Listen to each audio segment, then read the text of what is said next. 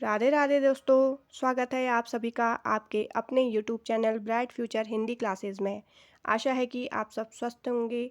आज की वीडियो में मैं आपके लिए हिंदी व्याकरण का एक नया टॉपिक समास लेकर आई हूँ।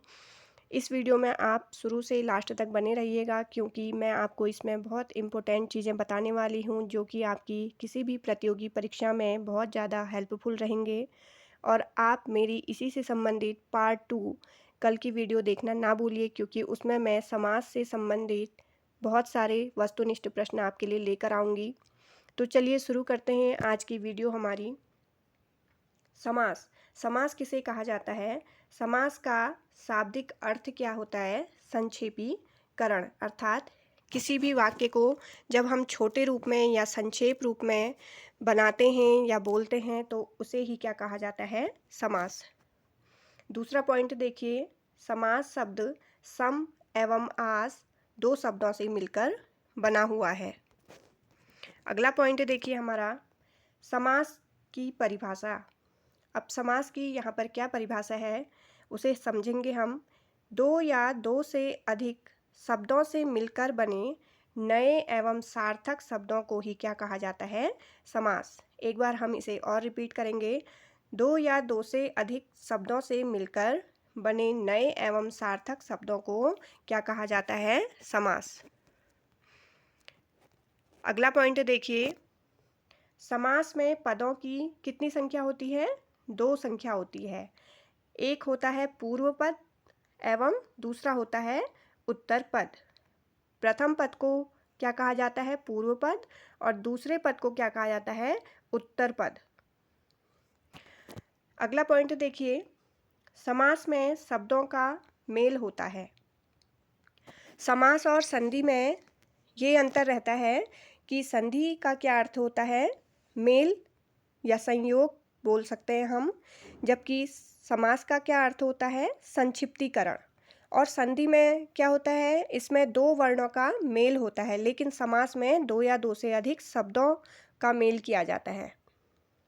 अगला पॉइंट देखिए, समास का विपरीतार्थक अर्थात विलोम शब्द क्या होता है?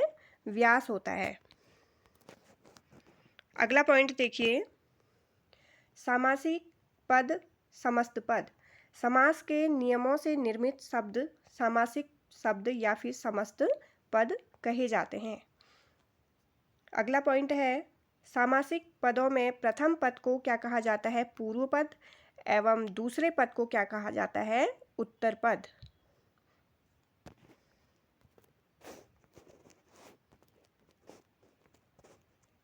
जैसे मैं आपको इसमें उदाहरण बताती हूँ। यदि हम लिखते हैं पंचवटी, पंचवटी, तो इसमें देखिए पूर्व पद अर्थात प्रथम पद क्या होगा? इसमें पंच क्या है? प्रथम पद या पूर्व पद। और वटी क्या होगा? उत्तर पद या फिर दूसरा पद। इसमें वटी है दूसरा पद और पंच है प्रथम पद। अगला पॉइंट देखिए, समास विग्रह। समस्त पद के सभी पदों को भिन्न भिन्न किए जाने की प्रक्रिया को ही समास विग्रह कहा जाता है।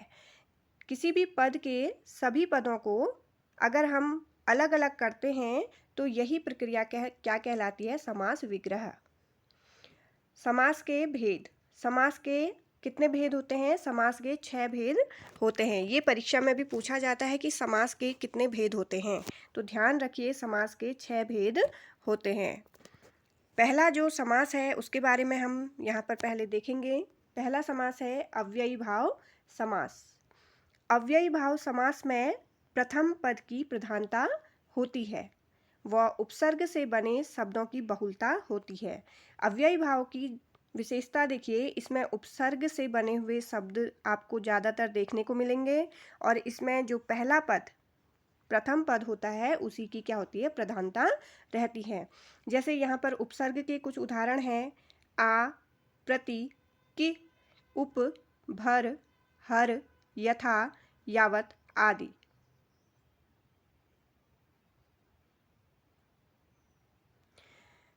दूसरा पॉइंट देखिए, इसमें अव्ययी भाव समास के महत्वपूर्ण उदाहरण यहाँ पर कुछ दिए हुए हैं।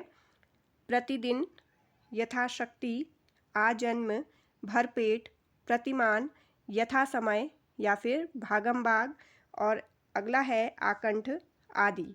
इसमें देखिए आप प्रथम पद की यहाँ पर क्या है, प्रधानता है, और उपसर्ग से बने हुए शब्द हमें यहाँ पर देखने को मिलते हैं। उपसर्ग देखिए प्रतिदिन में प्रति उपसर्ग लगा हुआ है, यथाशक्ति में यथा उपसर्ग है, आजन्म में आ उपसर्ग है, भरपेट में भर है, प्रतिमान में प्रति उपसर्ग है, यथा समय में यथा उपसर्ग है, और इसी तरह से आकंठ में देखिए आ उपसर्ग है। इसका मुख्य बिंदु मैं दोबारा रिपीट कर देती हूँ। अधिकतर उपसर्ग वाले शब्द अव्ययी भाव समास के उदाहरण होते हैं। उदाहरण के लिए जैसे प्रति, धन, दिन, यहाँ पर दिन में प्रति उपसर्ग लगाने से प्रतिदिन शब्द बना है, जो कि अव्ययी भाव समास का उदाहरण है। अगला इसमें महत्वपूर्ण बिंदु देखिए आप, दो संज्ञाओं की जब आपस में आवृत्ति होती है, यानी कि जब दो संज्ञाएं बार बार यानी कि एक से अधिक बार आते हैं, तो वहाँ पर भी क्या होता है, अव्ययी भाव समास होता है। जैसे रातों रात, पल पल, गली गली, धीरे धीरे, इन्हें पुनरुक्ति संज्ञा भी बोल सकते हैं हम। यहाँ पर इनकी आवृत्ति एक से ज़्यादा बार हो रही है, तो यहाँ पर भी क्या है, अव्ययी भाव समास हमें देखने को मिलता है। अगला महत्वपूर्ण जो पॉइंट है वो देखिए, अरबी फारसी शब्द, इनमें भी अव्ययी भाव समास हमें देखने को मिलता है। जैसे बेमिसाल, बेशक, हर साल, बेगुनाह, बेबुनियाद, बेवकूफ़, बखूबी आदि। दूसरा हमारा देखिए समास, तत्पुरुष समास। तत्पुरुष समास में प्रथम पद गौण एवं उत्तर पद प्रधान होता है। वहाँ पर क्या होता है, तत्पुरुष समास। इसमें पहला पद गौण रहता है, लेकिन उत्तर पद की प्रधानता होती है। अभी हमने अव्ययी भाव समास में क्या देखा था, वहाँ पर प्रथम पद की प्रधानता थी। प्रथम पद की प्रधानता थी किसमें, अव्ययी भाव समास में। लेकिन तत्पुरुष समास में उत्तर पद की प्रधानता रहती है और प्रथम पद क्या रहता है, गौण रहता है। इसका दूसरा पॉइंट देखिए जो बहुत ज़्यादा महत्वपूर्ण है, तत्पुरुष समास में दोनों पदों के बीच कौन सा चिन्ह पाए जाते हैं, कारक चिन्ह पाए जाते हैं, लेकिन वो लुप्त रूप में रहते हैं।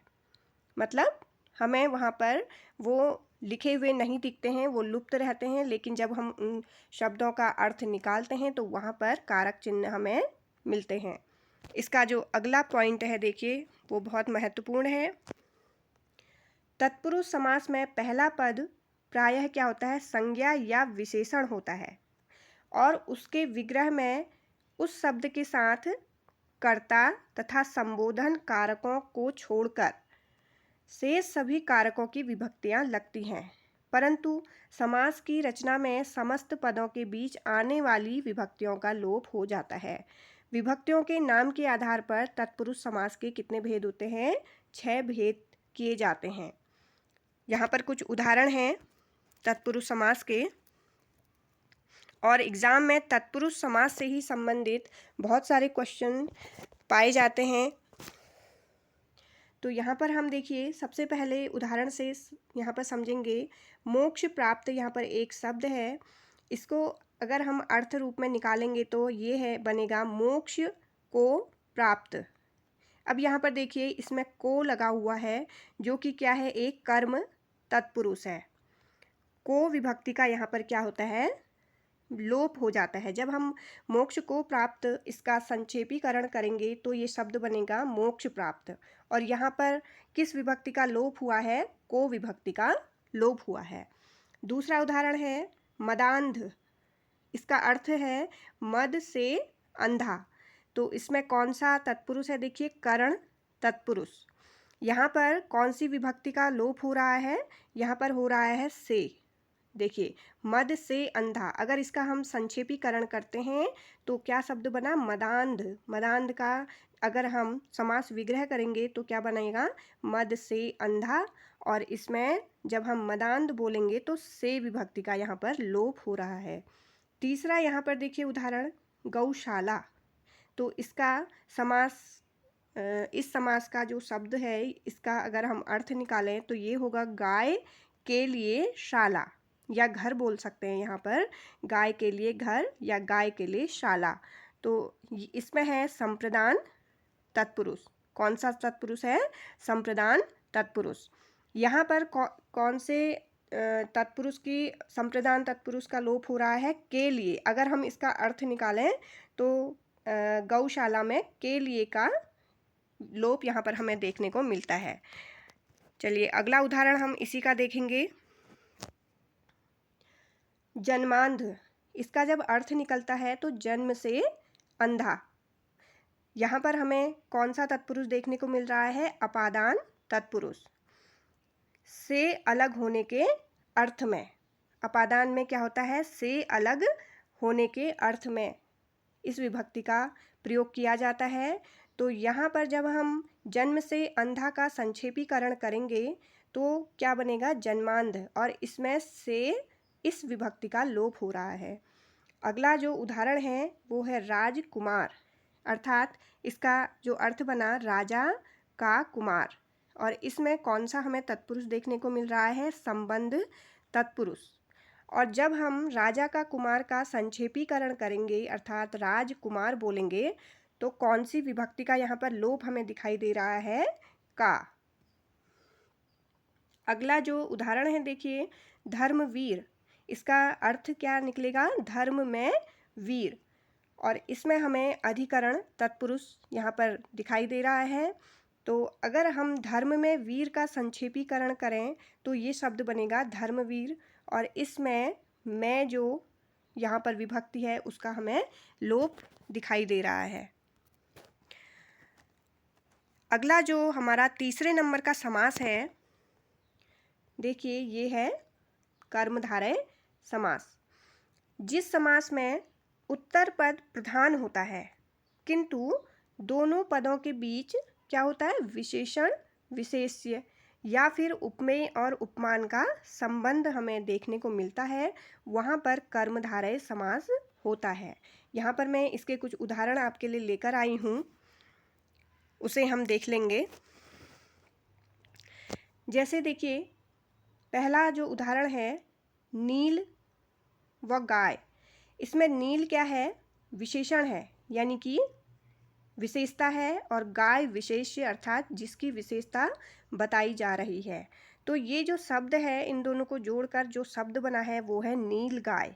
अब अगर हम नील गाय का अर्थ निकालें तो क्या बनेगा? नीली है जो गाय। इसमें विशेषण और विशेष संबंध हमें देखने को मिल रहा है। इसी तरह से दूसरा उदाहरण देखिए नील प्लस कंठ। तो इसका जो अर्थ हमें निकलेगा वो होगा नीला है जो कंठ। तो इसमें भी विशेषण और विशेष्य हमें संबंध देखने को मिलता है। अब इसमें दूसरा पॉइंट देखिए उपमेय और उपमान के आधार पर भी हमें यहाँ पर ये समास देखने को मिलेगा। तो देखिए इसमें पहला उदाहरण है मुख। मुख क्या है? उपमेय। और चंद्र क्या होता है? उपमान। अर्थात मुख जिसकी तुलना की जाती है उसे क्या कहा जाता है? उपमेय। और जिसके समान उसे बताया जाता है तो उसे बोलते हैं उपमान। मैं इसे एक बार और रिपीट करती हूँ। मुख जिसकी तुलना की जाती है उसे बोला जाता है उपमेय, और जिसके समान उसे बताया जाता है तो उसे बोला जाता है उपमान। तो मुख और चंद्र अगर दोनों को मिला दिया जाए तो इनका अर्थ निकलेगा चंद्र के समान। दूसरा उदाहरण है कमल नयन, अर्थात कमल के समान नयन। तीसरा उदाहरण है क्रोधाग्नि, क्रोध रूपी अग्नि। तो इसमें देखिए उपमेय हमारा क्या होगा? उपमेय क्या है हमारा? कमल। और जो नयन है वो क्या है? उपमान। और इसी तरह से अग्नि क्या है? उपमेय है और क्रोध क्या है, उपमान है। क्योंकि अग्नि को किसके समान बताया जा रहा है, क्रोध, क्रोध की जैसी अग्नि। इसमें मुख्य बिंदु देखिए, जिन शब्दों के दोनों पदों के मध्य विग्रह करने पर है, जो या के समान शब्दों का प्रयोग होता है वहाँ कर्मधारय समास होता है। जब हम दो शब्दों का जो विग्रह करते हैं और उसमें जो अर्थ निकलकर सामने आता है, यदि उसमें जो या फिर के समान शब्दों का प्रयोग हमें मिलता है तो वहाँ पर क्या होगा, कर्मधारय समास होगा। जैसे आप यहाँ पर इसे उदाहरण से समझेंगे। जैसे पहला उदाहरण है महादेव, अर्थात महान है जो देव। देखिए यहाँ पर जो शब्द आया हुआ है तो ये कर्मधारय समास है यहाँ पर। और दूसरा है चरण कमल, और कमल के समान चरण। यहाँ पर भी देखिए के समान का प्रयोग हुआ है, तो जो और के समान यदि आपको किसी शब्द में अर्थ निकल के आता है तो वहाँ पर क्या होता है, कर्मधारय समान समास, कर्मधारय, वहाँ पर हमें समास देखने को मिलेगा। चौथा जो समास है वो है द्विगु समास। द्विगु समास का प्रथम पद संख्यावाचक विशेषण होता है और अधिकतर द्विगु समास में ऐसे शब्दों का प्रयोग किया जाता है जिनसे समूह या समाहार का बोध होता है हमें। तो इसमें देखिए द्विगु समास में उत्तर पद की क्या होती है, प्रधानता रहती है। जैसे यहाँ पर हम इसके उदाहरण से इसे समझेंगे। जैसे पहला उदाहरण है तिरंगा, जिसका अर्थ क्या होता है, तीन रंगों का समूह। इसमें देखिए ती यानी कि तीन रंग यहाँ पर हमें बताए हैं, तो कौन सा समास होगा, ये द्विगु समास। दूसरा उदाहरण है दोपहर, इसमें अर्थ क्या निकल कर आया है, दो पहरों का समाहार, अर्थात यहाँ पर देखिए दो, ये भी क्या है, द्विगु समास, संख्यावाचक शब्द है ये। तीसरा उदाहरण देखिए पंचवटी, अर्थात 5 वट या वृक्षों वाला स्थान, तो यहाँ पर भी ये क्या है, एक द्विगु समास, संख्यावाचक शब्द है ये। और पांचवें नंबर का जो समास है वो है द्वंद्व समास। जिन सामासिक शब्द में दोनों पदों की प्रधानता होती है वहाँ द्वंद्व समास होता है, एवं विग्रह करने पर और, अथवा, या, एवं लगता है। इसमें कुछ उदाहरण हैं यहाँ पर, उससे हम इसे अच्छे से स्पष्ट करेंगे। जैसे ठंडा गरम, ठंडा या गरम, भला बुरा, इसका अर्थ क्या निकला, भला या बुरा। यहाँ पर ठंडा गरम को हम ठंडा या गरम या ठंडा और गरम भी कह सकते हैं। पाप पुण्य, पाप और पुण्य। तन मन धन, तन और मन और धन। तो या, और, तथा, एवं इन शब्दों का यदि प्रयोग हो तो वहाँ पर क्या होता है, द्वंद्व समास।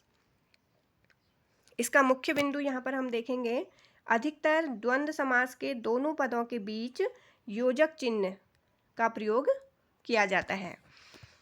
छठे नंबर का और अंतिम हमारा ये समास है बहुब्रीहि समास। बहुब्रीहि समास में दोनों पद अप्रधान होते हैं, अर्थात ये पद किसी तीसरे पद की ओर संकेत करते हैं, उसे क्या कहा जाता है, बहुब्रीहि समास। यहाँ पर हम इसके उदाहरण से इसे स्पष्ट करेंगे। जैसे पीताम्बर, यदि इसका हम अर्थ निकालें तो क्या बनता है, पीला है अंबर जिसका, अर्थात क्या बने, विष्णु जी। यदि अगर हम पीताम्बर कहते हैं तो हमारे मस्तिष्क में किसकी छवि उभर कर सामने आती है, केवल विष्णु भगवान की। तो हम केवल विष्णु भगवान को ही पीताम्बर शब्द से उन्हें संबोधित करते हैं। और यह जो शब्द है वो क्या है, तीसरे पद की ओर संकेत कर रहा है, अर्थात विष्णु शब्द इसकी ओर ये संकेत कर रहा है। दूसरा जो उदाहरण है वो देखिए लंबोदर। अब केवल हम लंबोदर के लिए किसके लिए प्रयोग करते हैं, केवल गणेश भगवान के लिए, क्योंकि उनका क्या है, लंबा है उदर जिसका। लंबोदर कहने में हमारे मस्तिष्क में केवल गणेश जी की जो प्रतिमा है वो उभर कर सामने आती है। तीसरा है चतुरानन, 4 हैं आनन जिसके। अब हर किसी के तो 4 सर नहीं होते हैं, केवल किसके 4 सर हैं या आनन हैं? ब्रह्मा जी के। वहीं मैं बात करूं तो दशानन हम जब कहेंगे, दशानन यदि हम कहते हैं तो किसकी छवि हमारे मस्तिष्क में आती है? केवल रावण की, क्योंकि दशानन का अगर हम शाब्दिक अर्थ निकालें तो 10 हैं आनन जिसके, अर्थात 10 हैं सर जिसके या 10 हैं आनन जिसके, तो हमारे मस्तिष्क में केवल रावण की ही छवि बनती है। तो जो दशानन है वो भी एक क्या है? बहुब्रीहि समास का उदाहरण है।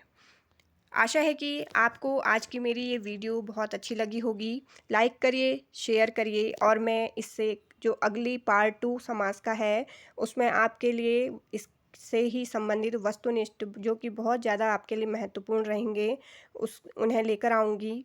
तो चलिए मिलते हैं मेरी अगली वीडियो में, तब तक के लिए जय हिंद, जय भारत, धन्यवाद।